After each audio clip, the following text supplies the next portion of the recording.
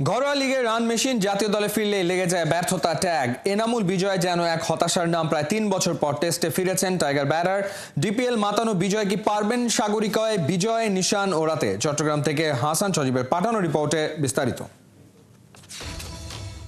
২০১৩ সালে টেস্টে অভিষেক, এরপর কেটে গেছে প্রায় এক যুগ।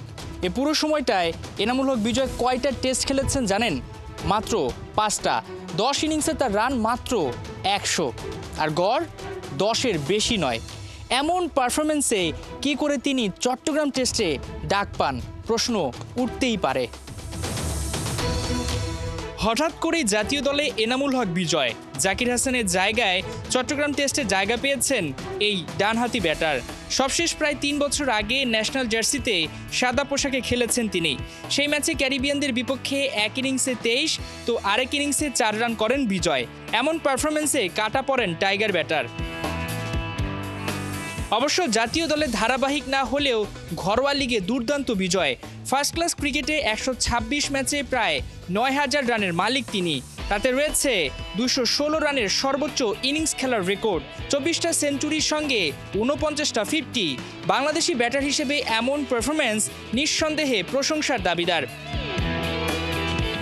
গোটা ফার্স্ট ক্লাস ক্যারিয়ারে নয়, সবশেষ এনসিএল ক্রিকেট লিগের পারফরমেন্সে নজর দিলে বোঝা যাবে কেন বিজয়কে টেস্টে ফেরানো হয়েছে।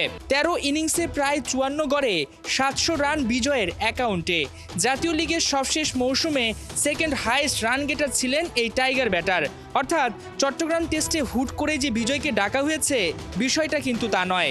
টাচেই ছিলেন তিনি, সেই সঙ্গে ডিপিএলও বজায় রেখেছেন রানের ধারা।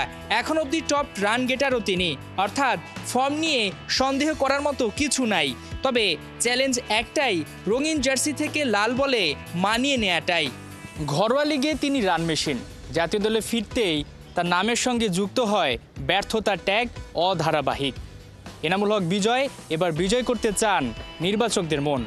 ঘরোয়া লিগে তিনি যেভাবে দুটি ছড়াচ্ছেন, সেই দুটি যদি তিনি জাতীয় দলের হয়ে ছড়াতে পারতেন, এতদিনে নিশ্চয়ই বাবর আজম কিংবা অনেক তারকা ক্রিকেটারের নামের পাশে থাকতে পারত বিজয়ের নাম। সাগরিকায় উত্তাল হয়ে উঠবে বিজয়ের ব্যাট। সেই প্রত্যাশা তিনি যেমনটা করছেন, তেমনটা টিম ম্যানেজমেন্টেরও।